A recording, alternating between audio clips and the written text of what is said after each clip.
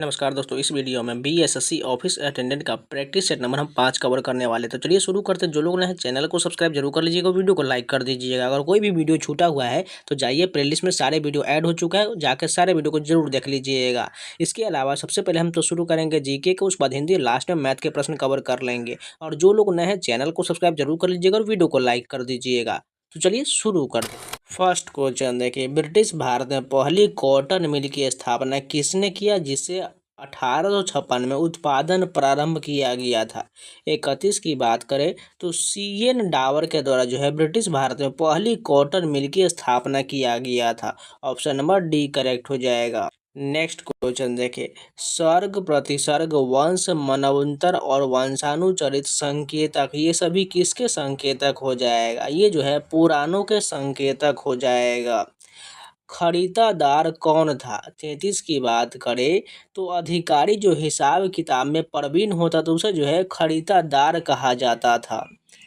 जहांगीर कालीन निम्नलिखित में से किस की चित्रकार को नादिर उल उस्र की उपाधि प्रदान किया गया?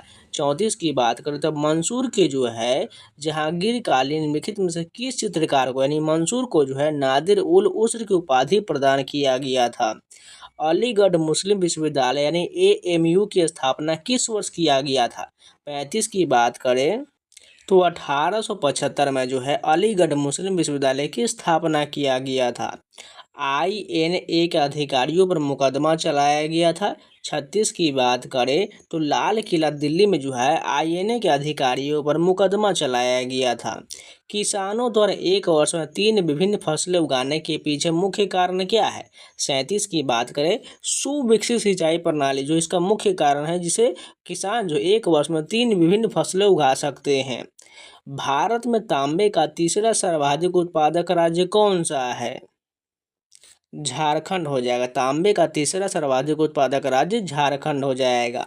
निम्नलिखित नदियों में से कौन सी नदी डेल्टा नहीं बनाता है? 39 की बात करें तो इसका राइट आंसर कौन सा हो जाएगा? ताप्ती नदी जो है ये डेल्टा नहीं बनाता, जबकि कृष्णा, महानदी, गंगा ये सभी डेल्टा का निर्माण करता है। सुंदर वन जाना जाता है, किसके लिए जाना जाता है? ये जो है मैंग्रोव वन के लिए जाना जाता है। सुंदरवन किस लिए? मैंग्रोव वन के लिए जाना जाता है। और ये जो है असम, पश्चिम बंगाल राज्यों में पाया जाता है। इंद्रावती टाइगर रिजर्व कहाँ है? 41 की बात करिए जो छत्तीसगढ़ में, इंद्रावती टाइगर रिजर्व छत्तीसगढ़ में है। नेक्स्ट क्वेश्चन देखिए, भारत के किस राज्य में सर्वाधिक सिंचाई ट्यूबवेल द्वारा किया जाता है? 42 की बात करें तो उत्तर प्रदेश में जो है सिंचाई के सर्वाधिक साधन जो है ट्यूबवेल के द्वारा किया जाता है। निम्नलिखित में से कौन सी तापीय ऊर्जा संयंत्रों के संदर्भ में सुमेलित दिया गया है? 43 की बात करें तो कवास गुजरात, ये बिल्कुल सही सुमेलित दिया गया है। जो तापीय ऊर्जा संयंत्र जो कवास जो है गुजरात में है। जिला प्रशासन का आशय किससे हो जाएगा? 44 की बात करें, इसका राइट आंसर जो होगा जिला क्षेत्र में कानून व्यवस्था व प्रशासन का हो जाएगा। नहीं, यहाँ पर जो ये सभी जो ABCDE तक दिया गया, ये सभी जो इसका मान दिया गया, लेकिन ऑप्शन नीचे में दिया गया। ध्यान से देखिए इसमें से कौन जो सही होने वाला है। तो यहाँ पर जो होगा जिला क्षेत्र में राजस्व प्रशासन, ये जिला प्रशासन के संबंध हो जाएगा। ऑप्शन नंबर केवल इसमें सी वाला होगा। सरकारी आयोग संबंधित है। 45 की बात करिए किससे संबंधित हो जाएगा? केंद्रीय राज्य संबंध से हो जाएगा। सरकारी आयोग संबंधित है केंद्रीय राज्य संबंधों से। स्वतंत्र पार्टी की स्थापना किसने किया था? 46 की बात करें सी राजगोपालाचारी के द्वारा जो है स्वतंत्र पार्टी की स्थापना किया गया था। लोकतंत्र एवं विकास के लिए पंचायती राज संस्थाओं के पुनर्जीवन पर LM सिंघवी समिति को कब नियुक्त किया गया था? 47 की बात करें 1986 में जो है LM सिंघवी समिति को नियुक्त किया गया था। वर्ग संघर्ष की अवधारणा किसने दिया है? 48 की बात करें तो कार्ल मार्क्स के द्वारा जो है वर्ग संघर्ष की अवधारणा दिया गया है। नेक्स्ट क्वेश्चन देखिए, जब नियोजित विनियोग नियोजित बचत से अधिक होता है तो क्या होता है? 49 की बात करें राष्ट्रीय आय बढ़ता है। जब नियोजित विनियोग विनियोजित बचत से अधिक हो जाता है तो राष्ट्रीय आय बढ़ता है। भारत निर्माण योजना का निम्नलिखित में से कौन सा घटक नहीं है? 50 की बात करें तो कृषि विपणन जो है भारत निर्माण योजना का ये घटक नहीं है। नेक्स्ट क्वेश्चन देखिए, भारत में ऋण के औपचारिक स्रोत की कार्यप्रणाली का पर्यवेक्षण कौन करता है। 51 की बात करें तो भारतीय रिजर्व बैंक यानी आरबीआई के द्वारा जो है भारत में ऋण के औपचारिक स्रोतों की कार्यप्रणाली का पर्यवेक्षण किया जाता है। कच्चा माल व हाथ में मुद्रा को क्या कहा जाता है। 52 की बात करें उसे जो है कार्यशील पूंजी कहा जाता है। कच्चा माल व हाथ में मुद्रा को जो है कार्यशील पूंजी कहा जाता है। समुदाय के स्वास्थ्य का पता चलता है। 53 की बात करें तो मृत्यु दर से पता चलता है। समुदाय के स्वास्थ्य का पता जो है मृत्यु दर से पता चलता है। सूर्योदय या सूर्यास्त के समय सूर्य का रंग लाल दिखता है क्योंकि। 54 की बात करें बड़ी तरंगदैर्घ्य का प्रकाश जो है प्रकिरणित होता है। ऑप्शन नंबर ए करेक्ट हो जाएगा। फ्यूज तार की सबसे उपयुक्त विशेषता क्या हो जाएगा। 55 की बात करें पतला एवं छोटा होता है। फ्यूज तार की सबसे उपयुक्त विशेषता जो है पतला एवं छोटा होता है। सबसे तेज हिमीकरण विधि जिसमें तरल नाइट्रोजन या कार्बन डाइऑक्साइड का उपयोग किया जाता है। 56 की बात करें तो स्प्रे फ्रीजिंग हो जाएगा। सबसे तेज हिमीकरण विधि जिसमें तरल नाइट्रोजन या कार्बन डाइऑक्साइड का उपयोग किया जाता है स्प्रे फ्रीजिंग कहा जाता है। रसोई में प्रयुक्त किए जाने वाले न चिपकने वाले बर्तन पर परत होता है। 57 की बात करिए किसका परत हो जाएगा, टेफ्लॉन की परत होता है। रसोई में प्रयुक्त किए जाने वाले न चिपकने वाले बर्तन पर जो परत होता है उसे टेफ्लॉन कहा जाता है। वर्गीकरण की आधारीय इकाई क्या हो जाएगा। 58 की बात करो जाति हो जाएगा। वर्गीकरण की आधारीय इकाई जाति होगा। निम्नलिखित में से कौन से हार्मोन आतर्व चक्र के मध्य में अपने उच्चतम स्तर को जो प्राप्त करते हैं। 59 की बात करें तो प्रोजेस्टेरॉन जो है निम्नलिखित में से हार्मोन आतर्व चक्र के मध्य में अपने उच्चतम स्तर को प्राप्त करते हैं। अंबेडकर जयंती मनाया जाता है। 60 का आंसर की बात करें तो 14 अप्रैल को अंबेडकर जयंती मनाया जाता है। अशोक चक्र शौर्य पुरस्कार वर्ष डैश में स्थापित किया गया था। 61 की बात करें 1952 में जो है अशोक चक्र शौर्य पुरस्कार को 1952 में स्थापित किया गया था। नेक्स्ट क्वेश्चन देखिए, महामना के नाम से किसे जाना जाता है। 62 का राइट आंसर की बात करें मालवीय को जो है महामना के नाम से जाना जाता है। मदन मोहन मालवीय को महामना के नाम से जाना जाता है। कौन सा मंत्रालय खेल पुरस्कार के सम्मान से जुड़ा हुआ है। 63 की बात करें तो युवा मामले और खेल मंत्रालय जो है खेल पुरस्कार के सम्मान से जुड़ा हुआ है। बिहार में किसानों को नील का पौधा उगाने के लिए मजबूर करने और उन्हें आवश्यक भोज्य पदार्थ उगाने की अनुमति न देने और नील के लिए पर्याप्त भुगतान न मिलने के कारण 1917 में एक राष्ट्रीय विरोध प्रदर्शन हुआ जिसे किस नाम से जाना जाता है। ये तो सभी को पता है किस नाम से जाना जाता है, चंपारण सत्याग्रह के नाम से जाना जाता है। स्वामी सहजानंद सरस्वती द्वारा 1929 में बिहार में बिहार प्रांतीय किसान सभा किस लिए बनाया गया था। 65 की बात करें तो इसका राइट आंसर जो होगा जमींदारों द्वारा गरीब किसानों को अधिभोग अधिकारों पर आक्रमण के विरोध में किसानों की शिकायतों को प्रकाश में लाना था। ऑप्शन नंबर सी करेक्ट हो जाएगा। गांधार कला शैली समन्वय है भारतीय और ग्रीक कला से हो जाएगा। गांधार कला शैली समन्वय जो है भारतीय और ग्रीक कला से हो जाएगा। निम्नलिखित में से कौन सा पदार्थ मुख्य रूप से अम्लीय वर्षा के लिए जिम्मेदार है। 67 की बात करें सल्फर डाइऑक्साइड जो है ये अम्लीय वर्षा के लिए जिम्मेदार है। निम्नलिखित में से कौन सा खनिज की विशेषता नहीं है। 68 की बात करें वे अक्षय होते ये जो है इसकी विशेषता नहीं होगा। नेक्स्ट क्वेश्चन देखिए, किस भाषा को भारत की शास्त्रीय भाषा का दर्जा प्राप्त नहीं है। 69 की बात करें तो मराठी को प्राप्त नहीं जबकि संस्कृत तमिल उड़िया 22 भाषाओं को जो है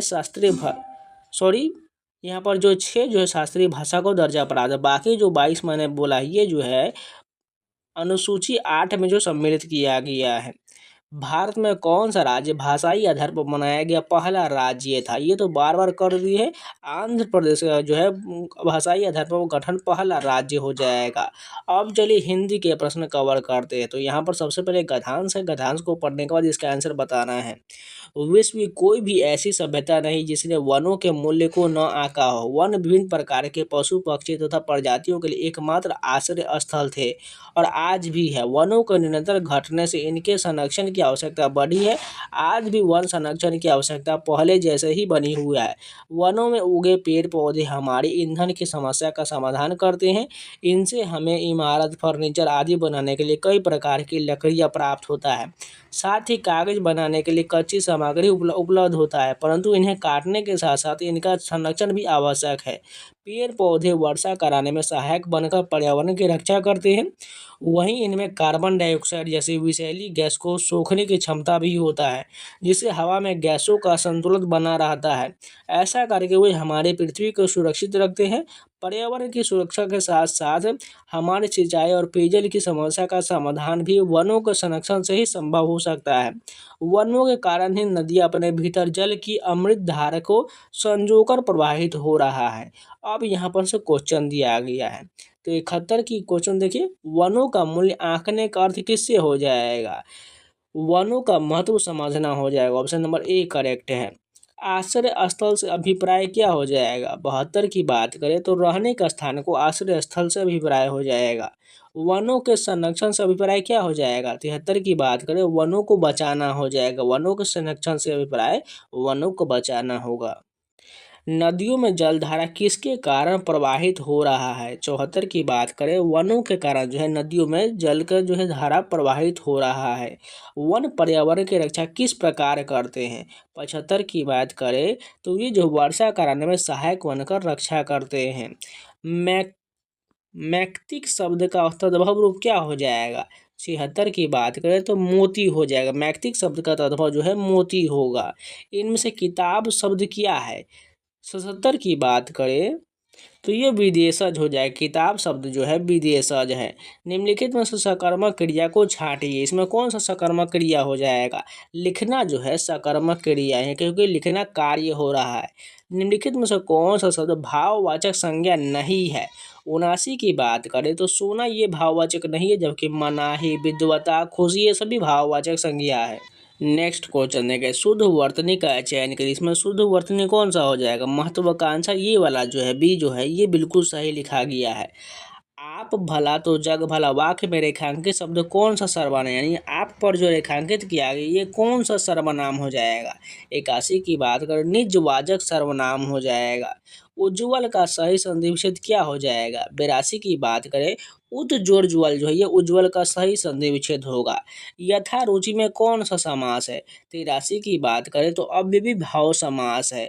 अगर आप लोगों ने समास पढ़ा होगा, नहीं भी पढ़े तो जाइए आप लोग यूट्यूब पर ही सर्च कर लीजिए समास, आपको पूरा टॉपिक ग्रामर का एक छोटे वीडियो में मिल जाएगा। आप उसको देख लीजिएगा, आपको सभी समझ में आ जाएगा। इसी प्रकार ग्रामर का जितना भी पोर्शन है, उपसर्ग प्रत्यय हो गया, समास हो गया, संधि हो गया, ये सभी जरूर कवर कर लीजिए, क्योंकि इसके हिंदी के प्रश्न आपसे बन पाएंगे। नेक्स्ट क्वेश्चन देखिए, पर्वतीय कौन सा विशेषण है? 84 की बात करें तो गुणवाचक विशेषण हो जाएगा। पर्वतीय जो है ये गुणवाचक विशेषण हो जाएगा। तैरने की इच्छा के लिए इनमें से उपयुक्त शब्द कौन सा होगा? 85 की बात करें तीर्थीसा हो जाएगा। तैरने की इच्छा को जो तीर्थीसा कहा जाता है। इनमें से कौमुदी का समानार्थी शब्द क्या हो जाएगा? 86 की बात करें तो सभी हो जाएगा। कौमुदी का जो समानार्थी ये सभी, यानी व्याख्या, टीका, दिवाली ये सभी हो जाएगा। कौन सा शब्द ऐहिक शब्द का विलोम है? 87 की बात करें तो पारलौकिक हो जाएगा। ऐहिक का शब्द का विलोम जो होगा पारलौकिक होगा।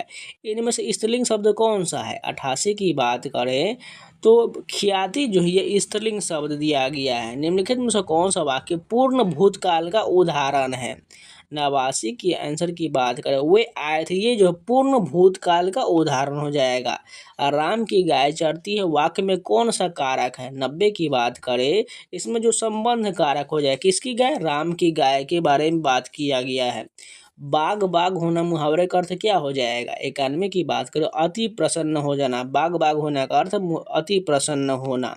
अधिकार में उपसर्ग बताइए क्या हो जाएगा? 92 के राइट आंसर की बात करें अधि हो जाएगा, क्योंकि देखिए अधि जोड़ कार्य अधिकार हो जाएगा। उपसर्ग पहले आता है, प्रत्यय लास्ट में आता है। नेक्स्ट क्वेश्चन देखिए, निम्नलिखित में से किस शब्द में तद्धित प्रत्यय का प्रयोग हुआ है। 93 की बात करें तो इसमें वार्षिक का प्रयोग हुआ। तद्धित जो प्रत्यय है इसमें वार्षिक में किया गया है। निम्नलिखित में से कौन सा वाक्य शुद्ध वाक्य है। 94 की बात करें तो मैं सारी रात जागता रहा, ये जो इस वाक्य शुद्ध दिया गया है। भारत कहाँ बसता है। 95 की बात करें तो आपको बार बार मैंने कहा लोगों के मन में बसता है। और यहाँ पर गांव ऑप्शन रहता तो गांव भी करेक्ट हो जाता है, क्योंकि जो हिंदी की किताब में गांव को प्रश्न ऑप्शन दिया गया था। बहादुर शीर्षक कहानी के कहानीकार कौन है। 96 का राइट आंसर की बात करें तो अमरकांत जो है बहादुर शीर्षक कहानी के कहानीकार है। परंपरा का मूल्यांकन किसकी कृति है। 97 की बात करें इसका राइट आंसर जो होगा रामविलास शर्मा हो जाएगा। परंपरा का मूल्यांकन किसकी कृति है, रामविलास शर्मा का है। प्रेमधन किस युग के साहित्यकार थे। 98 की बात करें तो भारतेंदु युग के साहित्यकार थे। हिरोशिमा आज्ञे की किस कविता संग्रह से लिया गया है। 99 की बात करें तो सदानीरा से लिया गया है। लौट कर आऊँगा फिर कविता में किस फसल की खेत की चर्चा किया गया है। इसमें जो है धान की फसल की चर्चा किया गया है। अब चलिए मैथ के प्रश्न देखते हैं। फर्स्ट क्वेश्चन देखिए, 6 अंकों की एक संख्या 33 से विभाज्य यदि संख्या में 21 जोड़ा जाए तो इस प्रकार प्राप्त नई संख्या डैश से विभाज्य होगा। एकदम सिंपल, ये 21 जो वो बोल रहा है 21 जोड़ा जाता है, ये किससे विभाज्य होगा। देखिए ऑप्शन में कौन सा विभाज्य होगा, 3 से विभाज्य हो जाएगा। यहाँ पर ऑप्शन नंबर हमारा 3 जो है बिल्कुल करेक्ट हो जाएगा। 1000 से कम वाली कितनी संख्या जो है 7 और 11 दोनों के गुणज है। तो एकदम सिंपल देखिए 7 और 11 का गुना करिए कितना हो जाएगा 77 हो जाएगा। अब देखिए ऑप्शन से जाना दोनों का गुणज कितना होगा, यानी कितना इसका गुणज बन जाएगा। तो पहला तो 1 बन जाएगा 70 गुने 1 70 गुने 2 3 इसी प्रकार जाते जाएगा। लास्ट कौन सा होगा जो 1000 से कम होने वाला, लास्ट जो 12 से गुना करेंगे तो इसका क्या हो जाएगा 7 दूना 14 के 4 हाथ से लेके ये 154, यहाँ पर 77 हो जाएगा। ये इसको जोड़ेंगे तो 4 5 7 12 का 2 हाथ से लेकर 924 बन रहा है। इसमें अब अगर गुना करेंगे 13 गुना कर देंगे तो ये ज़्यादा चल जाएगा, यानी 1000 से बड़ा हो जाएगा, यानी 12 गुणज होने वाला है। कहाँ पर, ऑप्शन नंबर डी करेक्ट हो जाएगा। नेक्स्ट क्वेश्चन देखिए, 2000 और 2020 के बीच ऐसी कितनी संख्या है जो 8 से विभाज्य। सेम उसी प्रकार का क्वेश्चन है। तो सबसे पहले 2000 तो 8 से कटता ही कटता है, यानी कि अगला संख्या जो होगा 2008 भी कटेगा और 2016 भी कटेगा। इसके बाद 2020 में 8 जोड़ेंगे तो ये 24 जा रहा है, यानी 2 संख्या जो होगा ये कट जाएगा। ऑप्शन नंबर डी करेक्ट होगा। पी का न्यूनतम संभावित मान कितना है, जिसके लिए यहाँ पर 84 डबल पी 153 पी संख्या 9 से विभाज्य है। तो 9 से विभाज्य होने के लिए सिंपल सभी को ऐड करके देख लीजिए और 9 से विभाज्य कौन सा हो जाएगा। तो 8 4 12 का कितना हो जाएगा, दोनों का ऐड करिए 3 हो जाएगा इधर में, और 5 1 6 6 3 9 ये कट जाएगा, यानी 3 में कितना जोड़े जो 9 से विभाज्य हो जाए। और यहाँ पर कितना पी है, 1 2 1 3 पी है, यानी टोटल पी की संख्या जो दिया गया है 3 दिया गया, हमें लाना है 6 लाना है। तो यानी पी के जगह पर 3 पी जगह कितना रखना पड़ेगा, सभी की जगह पर 2 2 रखेंगे तो ये कुल संख्या जोड़ेंगे तो 6 बन जाएगा और 6 3 9 बन जाएगा, जो 9 से विभाज्य, यानी 2 हमारा ऑप्शन बिल्कुल सही हो जाएगा। उम्मीद आप लोग को समझ में आ रहा होगा। अगर कोई भी क्वेश्चन समझ में नहीं आता है तो कॉमेंट करके आप लोग क्वेश्चन नंबर बता दीजिएगा, मैं आपको डिटेल जो कॉमेंट में ही पूरा शेयर कर दूंगा। नहीं तो आपको सोल्यूशन PDF टेलीग्राम पर शेयर कर देंगे, वहाँ से आप लोग देख लीजिएगा। नेक्स्ट क्वेश्चन देखो, वही भाज्य का ही क्वेश्चन है। 6m61 डॉट दिया गया है, ये 11 से विभाजित, तो m का मान बताइए। 11 से विभाजित होने के लिए आपको अल्टरनेट पर जाना पड़ेगा, यानी पहले 6 लीजिए उसके बाद 6 लीजिए, यानी 6 6 12 हो गया। और दूसरे वाला क्या हो जाएगा, m और 1 है, यानी 12 और इधर में माइनस का अंदर अंतर लेना है, m+1 है, यानी इसमें m के जब हम कितना रखें जो इसका मान 0 हो जाए, नहीं तो 11 से विभाज्य हो जाए। तो यहाँ पर आप क्या रख सकते हैं, अगर आप 11 से विभाज्य करने के लिए यहाँ पर कितना रख सकते हैं, m के जगह पर 10 तो नहीं रख सकते, क्योंकि 9 से नीचे भी रखना पड़ता है, तो हमारा जो यहाँ मान होगा हमें घटाना ही पड़ेगा। यानी m के जगह पर हम 0 रख सकते हैं, तभी तो ये +1 है, तो 12 में से 1 जाएगा तो 11 और 11 से विभाज्य हो जाएगा। तो m के जगह पर हम क्या रख सकते हैं, 0 रख सकते हैं। ऑप्शन नंबर सी करेक्ट हो जाएगा। नेक्स्ट क्वेश्चन देखिए, यहाँ पर दिया गया 37 के पावर 57 + 43 के पावर 57 और 37 के पावर 37 प्लस 43 के पावर 37 का महत्तम समापवर्तक ज्ञात करिए। तो एकदम सिंपल, ये HCF निकालना है तो इसके लिए जो यहाँ पर x जो है विषम दिया गया, देखिए 57 57 यहाँ पर 37, ये सभी विषम दिया गया है। तो सिंपल जो होता है ये a प्लस b से पूर्णतः विभाज्य होता है। तो ऐड कर लीजिए 37 प्लस 43 को ऐड कर लीजिए, यही हमारा HCF हो जाएगा। कहाँ पर है 37 या 43 वाला, ऑप्शन नंबर बी करेक्ट हो जाएगा। नेक्स्ट क्वेश्चन देखा, दी गई भिन्न जो 2/5 3/7 और 4/9 का एलसीएम बताना है, यानी ऊपर वाला का एलसीएम लेंगे और नीचे वाला का हम एचसीएफ ले लेंगे। जब भी ऐसा प्रश्न रहे तो जब भी पूछा जाए लघुत्तम पूछा जाए या महत्तम पूछा जाए, तो जब भी पूछा जाए तो ऊपर वाले का करना है और नीचे वाला का आपको एचसीएफ उल्टा कर देना है। तो यहाँ पर हमें क्या पूछा रहा है, लघुत्तम पूछ रहा है, तो ऊपर वाले का एलसीएम लेंगे और नीचे वाले को उल्टा करके एचसीएफ ले लेंगे। तो 2 3 4 का एलसीएम क्या हो जाएगा, या तो 2 3 6, यानी 12 लगभग जा रहा है, यानी 12 ऊपर में हो जाएगा और नीचे वाले का एचसीएफ क्या हो जाएगा, 5 7 9 का एचसीएफ तो नहीं बनेगा, तो ये 1 हो जाएगा। तो 12/1 कहाँ पर 12, ऑप्शन नंबर डी करेक्ट हो जाएगा। 7 का राइट आंसर 12 बिल्कुल सही है।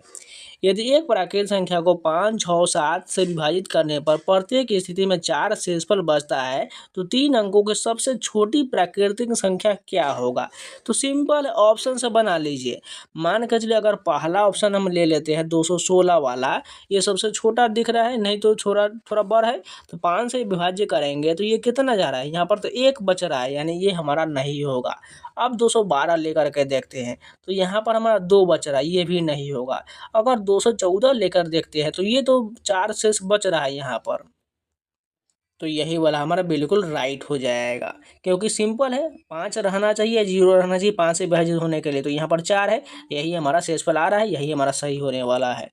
नेक्स्ट देखिए, यदि √6 बराबर 2.45 है तो √6 प्लस √24 प्लस √54 का मान ज्ञात करिए। सिंपल, आपको इसी प्रकार मान रख के सॉल्व कर लेना है।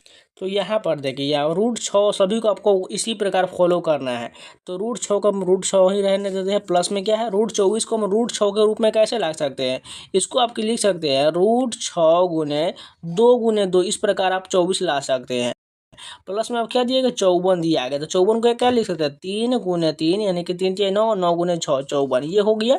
अब देखिए इसको √6 के रूप में कैसे ला सकते हैं, तो √6 ये वाला तो होगा ही होगा। अब ये कैसे हो जाएगा, 1 2 हमें बाहर लाना पड़ेगा, 2 √6 हो जाएगा। अब ये कितना हो जाएगा, 1 3 बाहर लाएंगे तो 3 √6 हो जाएगा।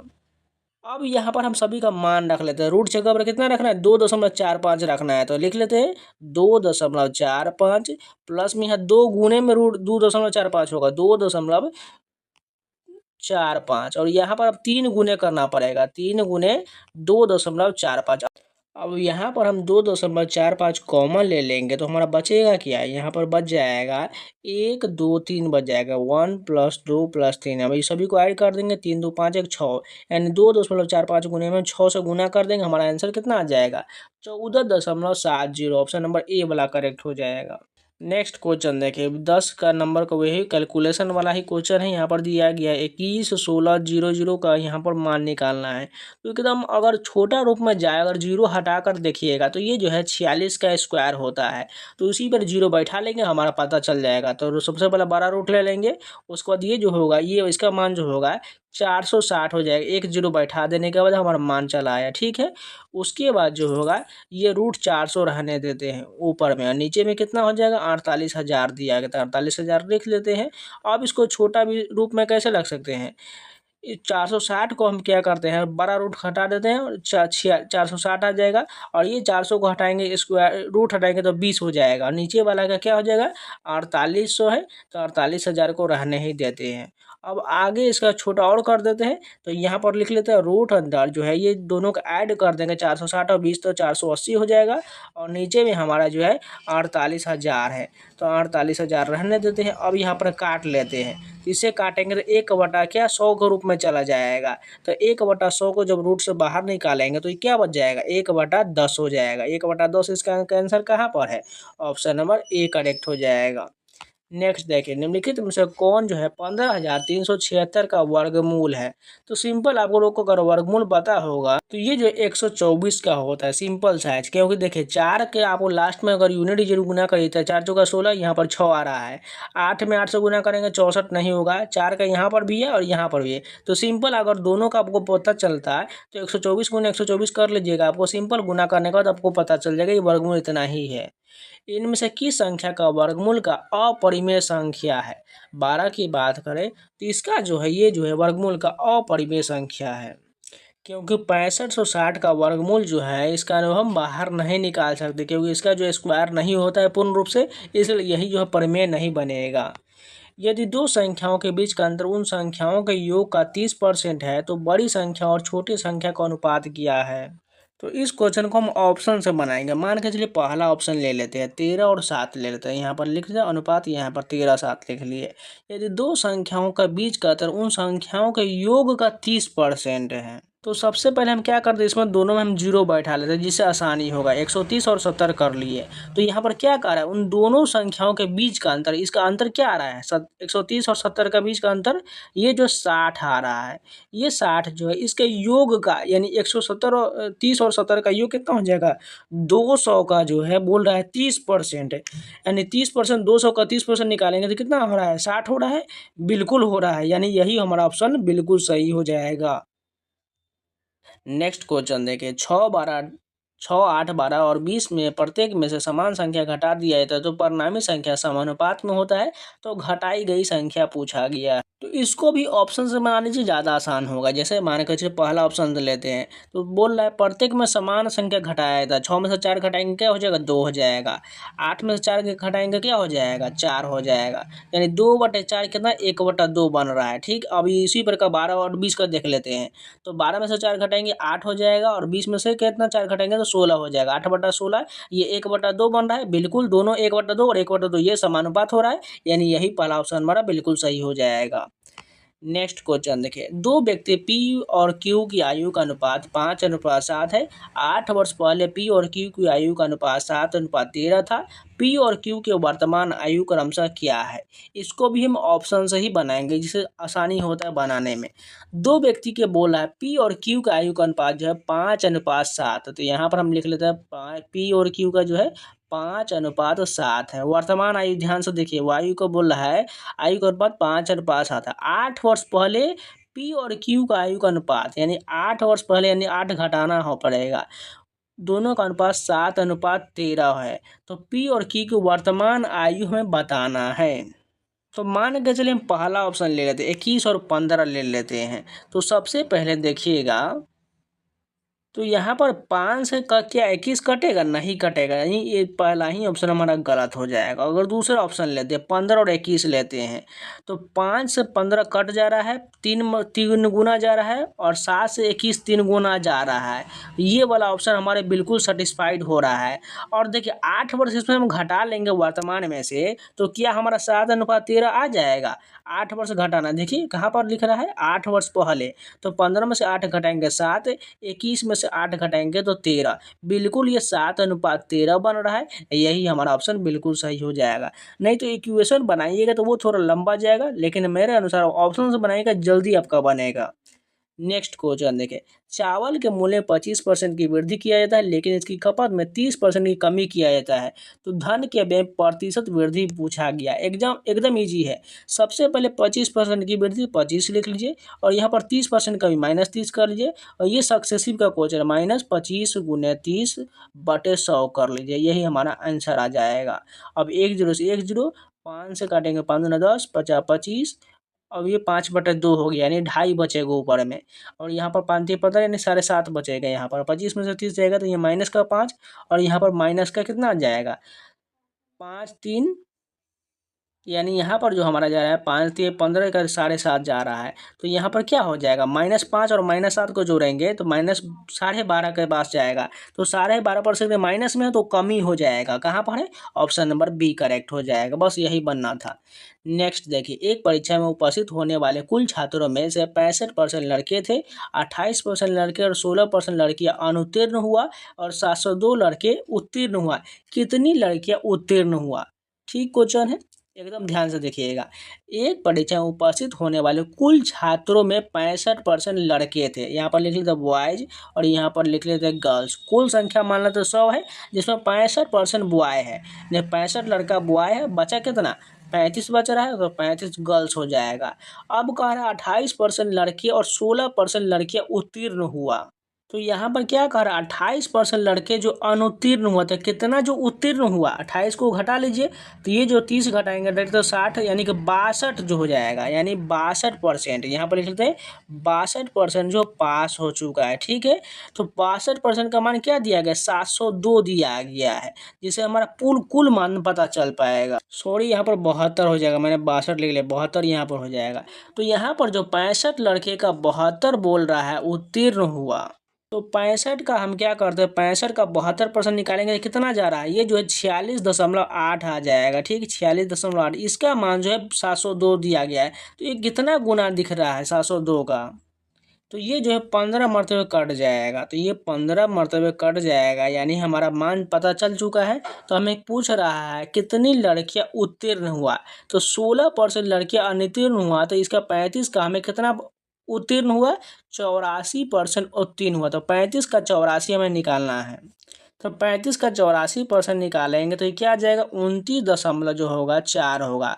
अब 29.4 में हमें 15 से गुना करना पड़ेगा, क्योंकि इसका गुणांक कितना है 15 है। 15 से गुना करेंगे तो हमारा 441 लड़कियां जो है उत्तीर्ण हुआ है। तो 441 कहाँ पर, ऑप्शन नंबर बी करेक्ट हो जाएगा।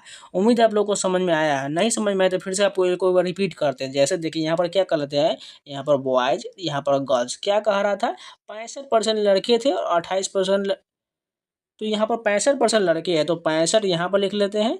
और जो बचा कितना 35% लड़कियाँ होगा। ये सभी परसेंटेज में दिया गया। ठीक है, ध्यान से देखिएगा परसेंटेज में है। अब यहाँ पर कहा गया है 28% लड़के जो अनुत्तीर्ण हुआ गया, तो उत्तीर्ण कितना हुआ 72% हुआ। तो 65 का 72% निकाले हैं, तो यहाँ पर मान आ गया। ठीक, अब कहा रहा था 16% लड़कियाँ अनुत्तीर्ण हुआ, तो उत्तीर्ण कितना हुआ, तो 35 का कितना हो जाएगा, यहाँ पर जो है बोल रहा था 16%, तो 84% इसका निकालेंगे। तो 84% का जो मान आया है, तो इसका जो मान दिया गया था 702 जो आया था, इसका कितना गुणांक है 15 गुणांक है। तो इसका 15 गुणांक इसमें गुना कर दिए, हमारा पता चल गया 441 राइट हो जाएगा। नेक्स्ट क्वेश्चन देंगे, राधा अपनी आय से 28% की बचत करता है। यदि उसकी व्यय में 25% की वृद्धि होता है और बचत में 30% की वृद्धि होता है, तो उसकी आय में प्रतिशत वृद्धि ज्ञात करिए। एकदम इजी क्वेश्चन है। सबसे पहले उसकी इनकम यहाँ पर लिख लेते, इनकम बराबर जो है एक्सपेंडिचर जो है एक्सपेंडिचर, उसके बाद जो है सेविंग हो जाएगा यहाँ पर। ठीक है, तो इनकम मान के चलिए 100 है। ठीक, यहाँ पर मान लेते हैं। और यहाँ पर क्या बोला, आय से 28% की बचत करता है, यानी सेविंग जो दिया गया 28 है, तो खर्च कितना हो जाएगा, यहाँ पर खर्च लिख ले तो 28 घटा लेंगे तो ये कितना हो जाएगा 72 हो जाएगा। अब क्या कह रहा है उसके व्यय में 25% की वृद्धि होता है, यानी यहाँ पर जो बचा रहा था, कितना बचा रहा था 28, इसमें जो 25% की वृद्धि हुआ, तो यहाँ पर प्लस 25 कर लीजिए, 28 का 25% कितना हो जाएगा। यहाँ पर जो 72 व्यय में बोल रहा है, व्यय में 25% की वृद्धि, यहाँ पर 25 होगा। ठीक है, और यहाँ पर जो खर्च में बचत में बोला है 30% की वृद्धि, यहाँ पर प्लस 30 करना पड़ेगा। तो दोनों का मान निकाल लेते हैं। तो यहाँ पर जो खर्च जो बोला है 25% वृद्धि करने का, 72 से कितना हो जाएगा, ये जो हमारा मान आ जाएगा 80 हो जाएगा। ठीक, अब यहाँ पर कितना, अगर 28 में 30% का वृद्धि किया जाए तो ये 84 हो जाएगा। ठीक है, एक काम करते सभी में जीरो बैठा लेते हैं। यहाँ पर अभी 280 करते हैं, यहाँ 720 करते हैं, इसको 1000 कर देते हैं। अब यहाँ पर ठीक रहेगा, यहाँ पर ये 180 हो जाएगा, ये पर 28 में 30% की वृद्धि 84 हो जाएगा। तो यहाँ पर कुल कितना हो गया, यहाँ पर हमारा मान जो होगा कुल वृद्धि हो जाएगा 264 का हो जाएगा, क्योंकि पहले की बचत कम था और अभी का बचत ज़्यादा हो रहा है। तो 264 बटा 1000 हो जाएगा, और गुने परसेंटेज के लिए 100 कर लीजिए, हमारा मान जो आएगा 26.4% की वृद्धि होगा। ऑप्शन नंबर बी करेक्ट हो जाएगा। नेक्स्ट क्वेश्चन देखिए, यदि फोटोग्राफ शब्द में पीएच के स्थान पर एफ लिखा जाता है तो अक्षरों की संख्या कितने परसेंट की कमी होगा। तो सबसे पहले देखिए फोटोग्राफ में कितना अक्षर, इसमें टोटल 10 अक्षर है। अब यहाँ पर क्या कह रहा है, पीएच के स्थान पर केवल एफ लिखेंगे, तो पीएच कहाँ कहाँ पर है, यहाँ पर एक और एक यहाँ पर है, तो यहाँ पर कितना कमी हो जाएगा, दो अक्षर की कमी हो जाएगा, क्योंकि यहाँ पर दो का स्थान पर तो एफ लिख देंगे तो दो अंक का कमी हो गया, तो बचा कितना 8 का बच गया। तो यहाँ पर प्रतिशत अंक की कमी कितना हुआ 10 में से 8 गया तो 2, 2 बटा जो हमारा कुल संख्या कितना है 10 गुने 100। बस सिंपल यही था, 10 दहाई कट यानी 20%। ऑप्शन नंबर ए करेक्ट हो जाएगा। नेक्स्ट देखिए, पी ने 20% की हानि पर कोई वस्तु क्यू को 18,000 रुपये बेचा। क्यू से आर को उस मूल्य पर बेचता है जिससे पी को 8% का लाभ होता है। क्यू द्वारा प्राप्त प्रतिशत लाभ ज्ञात करिए। तो यहाँ पर क्या क्या है, पी क्यू आर सभी को लिख लेते हैं, पी क्यू और आर तीनों को लिख लिए। अब जैसे जैसे बोला गया सेम फॉलो करेंगे। पी ने 20% की हानि पर कोई वस्तु क्यू को बेचा, यानी पी ने जो 20% की हानि पर, यानी पी का जो कोई सामान था वह 100 का था, हाँ 20% हानि पर यानी 80 में बेचा होगा। उसके बाद कह रहा था क्यू इसे आर को उस मूल्य पे बेचता है जिसे पी को 8% का लाभ हुआ है। तो यहाँ पर क्या हो जाएगा, 100 से इसको जो है 8% का लाभ, तो 108 हो जाएगा। अब कहा रहा है यहाँ पर देखिए कितना का वृद्धि हुआ है, इसको प्लस का 8 का वृद्धि हुआ है। तो यहाँ पर कह रहा है क्यू द्वारा प्राप्त प्रतिशत लाभ ज्ञात करिए। यानी क्यू जो है 80 में खरीदा था और उसे 108 में बेच दिया, तो यानी 80 आर का जो मान हो जाएगा, ये जो है 80 आर जो हो जाएगा, इसका टोटल कितना वैल्यू दिया गया है 18,000 दिया गया है। तो हमारा आर का मान यहाँ पर कितना आ जाएगा, वो यहाँ पर भाग करके देख लेंगे तो हमारा मान जो हो जाएगा 225 हो जाएगा।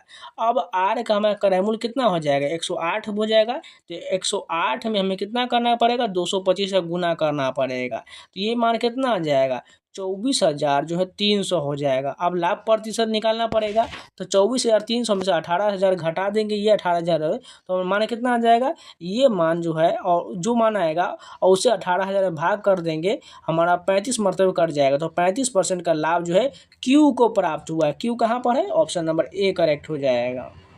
नेक्स्ट क्वेश्चन है, किसी कुर्सी का विक्रय मूल्य उसके क्रय मूल्य से 33/20 गुना है, लेन देन में लाभ या हानि परसेंट ज्ञात करिए। तो यहाँ पर देखिए 33/20 गुना यानी 20 क्रय मूल्य है और 33 उसका कुल हो जाएगा। तो यहाँ पर कितना का प्रॉफिट है 13 का, किस पर 20 पर, और परसेंटेज के लिए गुना कर दिए 100 से, 20 पंचे 100, 13 पंचे 65% का लाभ कहाँ पर, ऑप्शन नंबर डी करेक्ट हो जाएगा। नेक्स्ट क्वेश्चन देखिए, कोई धनराशि साधारण ब्याज पर 5 वर्ष में 750 रुपया और 6 वर्ष में 800 रुपया हो जाता है, वह धनराशि कितना है। एकदम इजी क्वेश्चन। देखिए 5 वर्ष में और यहाँ पर 6 वर्ष में, 1 साल का अंतराल निकाल लीजिए, तो 1 साल का कितना हो जाएगा 50 रुपया।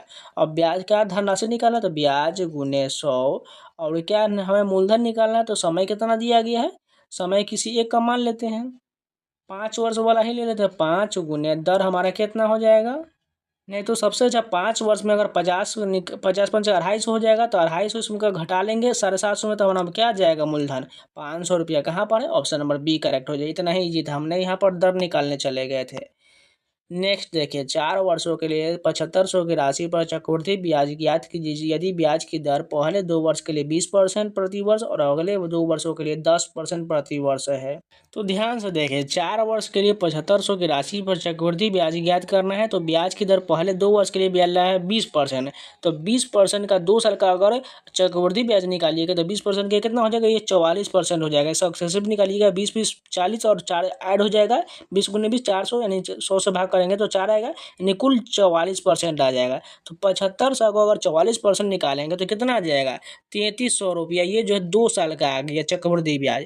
अब इसमें ऐड करते जाना है। अब अगले 2 वर्ष के लिए बोल रहा है, यहाँ पर देखिए 10 प्रति वर्ष है, यानी 10 साल का 2 वर्ष का निकालिएगा तो ये कितना हो जाएगा 21% हो जाएगा। अब 7500 का हम 2100 निकालेंगे, 21% निकालेंगे तो कितना हो जाएगा, ये जो 1575 रुपया हो जाएगा। अब देखिए इसमें और ऐड होगा, ये जो 3300 हमें मिला है 2 वर्ष के लिए जो मिला है, ये 3300 जो है इस पर भी तो दो अगले जो है 2 साल का जो है 10% का ब्याज इस पर लगेगा, तो यानी कि हमें 3300 पर भी 21% का ब्याज निकालना पड़ेगा। तो इसका मान कितना हो जाएगा, जब 3300 पर 21% निकालेंगे तो ये 693 हो जाएगा। अब तीनों को ऐड कर दिया, हमारा मान आ जाएगा कितना, कुल मान जाएगा 5,568 रुपये। ये जो है 4 वर्षों का जो है चक्रवृद्धि ब्याज अलग अलग दर पर आ जाएगा। ऑप्शन नंबर सी करेक्ट हो जाएगा। नेक्स्ट क्वेश्चन देखिए, 7 किलोमीटर प्रति घंटा के चाल से दौड़ रहे चोर को एक पुलिसकर्मी पीछा करता है जिसकी चाल 8 किलोमीटर प्रति घंटा। यदि चोर पुलिसकर्मी से 85 मीटर आगे है तो चोर को पकड़ने पुलिसकर्मी को कितना समय लगेगा। ये तो एकदम इजी है। देखिए, चोर 7 किलोमीटर प्रति घंटा के चाल से दौड़ रहा है और पुलिसकर्मी जो 8 के चाल से दौड़ रहा है, तो इसका डिफरेंस क्या आ जाएगा, 1 किलोमीटर प्रति घंटा ज़्यादा दौड़ रहा है पुलिसकर्मी। और दूरी कितना है यहाँ पर देखिए, पुलिस जो है पुलिसकर्मी से 85 मीटर आगे है। तो सबसे पहले ये 1 किलोमीटर प्रति घंटा जो दिए इसको हमें क्या करना पड़ेगा, मीटर प्रति सेकेंड में बदलना पड़ेगा। तो मीटर प्रति सेकेंड में बदलने के लिए जो यहाँ पर होगा 1000 मीटर हो जाएगा और नीचे में 60 से भाग कर देंगे, हमारा मान जो आएगा 50/3 मीटर प्रति सेकेंड हो जाएगा। ठीक है, अब देखिए डिस्टेंस कितना हो गया, 85 के चाल से 50/3 से भाग कर दी तो 50 यहाँ पर होगा, 3 यहाँ पर हो जाएगा। और यहाँ पर जो मान आएगा फ्रैक्शन में होने वाला है, 5.1 मिनट का समय लगेगा पुलिस को पकड़ने में। कहाँ पर ऑप्शन बी करेक्ट हो जाएगा। नेक्स्ट क्वेश्चन देखिए, ए 8 किलोमीटर प्रति घंटा की एक समान गति से चलता है तथा उसके आरंभ होने के 8 घंटे के पश्चात बी अपनी साइकिल से 24 किलोमीटर प्रति घंटा की गति से उसके पीछे निकलता है। आरंभिक बिंदु से कितनी दूरी पर बी ए को पकड़ेगा। यानी ए यहाँ पर है और जो बी यहीं पर से शुरू करता है, यानी कोई डिस्टेंस है। ठीक है, तो बोल रहा है ए जो 8 किलोमीटर प्रति घंटा की एक समान गति से चलता है तो 8 घंटे चलेगा, तो 8 कितना हो जाएगा, 64 किलोमीटर वो चल चुका है। यानी ये जो है अभी तक 64 किलोमीटर चल चुका है, यानी यहाँ पर आ चुका है। अब वो कह रहा है बी जो है अपनी साइकिल से 24 किलोमीटर प्रति घंटा की गति से उसके पीछे निकलता है। अब बी जो यहाँ से निकलता है 24 के चाल से और ये उसकी पहले की चाल कितना है, 8 है, तो 24 में से 8 घटाना पड़ेगा तो कितना हो जाएगा, 16 हो जाएगा। अब 16 की चाल से जो है 64 किलोमीटर को वो तय करेगा, यानी 16 यहाँ पर भाग करना, 16 चौको 64, यानी 4 घंटे के बाद पकड़ लेगा। लेकिन हमें वो घंटा नहीं पूछा गया, हमें दूरी पूछा गया है। तो 4 में हमें गुना करना पड़ेगा, किससे, 24 से गुना करना पड़ेगा, क्योंकि उसकी 24 की चाल है। तो 24 × 4 वो कितना दूरी तय किया, 24 चौका 96 किलोमीटर की दूरी तय करेगा। कहाँ पर है, ऑप्शन नंबर बी करेक्ट हो जाएगा। नेक्स्ट देखिए, एक रेलगाड़ी 45 मिनट में एक निश्चित दूरी तय करता है। यदि इसकी गति 5 किलोमीटर प्रति घंटा कम कर दिया जाए तो उतनी ही दूरी तय करने में 3 मिनट अधिक लगता है। तो दूरी किलोमीटर में बताइए। तो इसको हम ऑप्शन से बनाएंगे। मान के चलिए पहला ऑप्शन ले तो दूरी जो 60 किलोमीटर प्रति घंटा है वो 45 मिनट लगता है, तो 45 से भाग कर देंगे तो 15×3 45, 15 चौका 60, यानी 4/3 घंटा आ रहा है। यानी 4/3 घंटा जो आ रहा है इसको क्या लिख सकते हैं, एक पूर्णांक, इसमें 60 से गुना भी कर सकते हैं। 3 से काटेंगे 20, 20 चौका 80 मिनट का समय हो। यहाँ पर जो होगा 4/3 हो पूर्णांक घंटा हो जाएगा। ठीक, इतना घंटा का समय लग रहा है, यानी 1 पूर्णांक 1/3 घंटा हो जाएगा। ठीक, अब यहाँ पर 60 से गुना करेंगे तो 1 घंटा 20 मिनट का समय लग रहा है। ध्यान से देखिएगा। अब यहाँ पर क्या कह रहा है, यदि उसकी गति 5 किलोमीटर प्रति घंटा कम कर दिया जाए, यानी उसकी गति जो है, तो 26 का बता देते हैं आप लोग को। तो 26 के यहाँ पर आप लोग सोल्यूशन देख लीजिए। यहाँ पर जो पूरी तरह से डिटेल सोल्यूशन दिया गया है, यहाँ पर आपको नीचे तकले पूरा दिख जाएगा। टोटल जो है विकल्प के अनुसार जो है 60 किलोमीटर की दूरी तय करेगा। 27 नंबर देख लीजिए, वही जो है नाव धारा का ही क्वेश्चन दिया गया है। धारा की नाव की चाल 14 किलोमीटर प्रति घंटा है। धारा की दिशा में प्रतिकूल 8 किलोमीटर प्रति घंटा है। धारा की गति 1/2 हो जाएगा। वही नाव की चाल जो है प्रतिकूल जो है 1/2 में 14 में से 8 घटाएंगे 6, यहाँ पर 3 किलोमीटर प्रति घंटा आ जाएगा। 28 से कैलकुलेशन वाला क्वेश्चन है, इसका जो आंसर आपको 1/64 हो जाएगा। 29 नंबर क्वेश्चन देखिए, यहाँ पर भी कैलकुलेशन का ही क्वेश्चन दिया गया है। 29 का राइट आंसर √3 हो जाएगा। 30 नंबर जो प्रॉफिट लॉस का क्वेश्चन दिया गया, 2 मैच का मूल्य 2400 दिया गया, 8 मैच का यहाँ पर 4 × 24 9600 हो जाएगा। वहीं 15 कुर्सी का जो मूल्य हो जाएगा 8 × 8 मैच के मूल्य के 120%, तो यहाँ पर 11,520 रुपया हो जाएगा। तो ये पूरे मैथ के क्वेश्चन कंप्लीट हो गया। तो उम्मीद है आप लोगों को वीडियो पसंद आएगा, तो लाइक कर दीजिएगा। अगर नहीं है तो चैनल को सब्सक्राइब जरूर कर लीजिएगा और वीडियो को लाइक कर दीजिएगा। अगर कोई भी वीडियो छूटा हुआ तो जाइए प्लेलिस्ट में सारे वीडियो को जरूर देख लीजिएगा। और टेक्स्ट बुक का पास परचेज करना चाहते हैं, जाइए परचेज कर लीजिए। कूपन कोड सावन लगा लीजिएगा, SAWN आपको 12% का डिस्काउंट होकर मात्र 571 में आपको 1 साल का पासवर्ड मिल जाएगा, जिसमें आपको BSSC का, ऑफिस अटेंडेंट का, CGL का, ASO का या AEDO का, BPSC का, बिहार पुलिस का, बिहार दरोगा का, मध्य निषेध का, या बिहार पुलिस का कोई भी एग्जाम हो, या बिहार का कोई एग्जाम हो, या SSC रेलवे बैंकिंग का, इंडिया का 900 प्लस एग्जाम का mock test, previous question, sectional test, chapter wise test, यानी जितना भी टेस्ट होगा वो सारा टेस्ट मिल जाएगा। जाइए परचेज कर लिए, कूपन कोड सामान लगा लीजिएगा। आपका बीएसएससी के एग्जाम दिसंबर में होने की संभावना है, इसलिए मॉक टेस्ट लगाना शुरू कर दीजिए, क्योंकि बीएसएससी के एग्जाम जो है टीसीएस के द्वारा करवाया जाएगा, वो भी ऑनलाइन करवाया जाएगा, इसलिए ऑनलाइन प्रैक्टिस करना बहुत जरूरी है। जाइए परचेज कर लीजिए और कोई भी एग्जाम का मॉक टेस्ट लगाना शुरू कर सकते हैं, आपको सारे प्रीवियस क्वेश्चन मिल जाएगा। तो चलिए मिलते हैं नए वीडियो के साथ, तब तक के लिए जय हिंद। अगर इसका पीडीएफ पाना चाहते हैं तो टेलीग्राम ज्वाइन कर लीजिए, यहाँ पर स्कैनर दिख रहा है, स्कैन कर लीजिए, या टेलीग्राम पर जाकर सर्च कर लीजिए एसएससी एस्पिरेंट 7, वहाँ पर आपको फाइल सेक्शन में पीडीएफ देखने को मिल जाएगा, और वहाँ पर हर एग्जाम का अपडेट भी मिलता रहता है, इसलिए टेलीग्राम ज्वाइन जरूर कर लीजिएगा। तो चलिए मिलते हैं नए वीडियो के साथ, तब तक के लिए जय हिंद।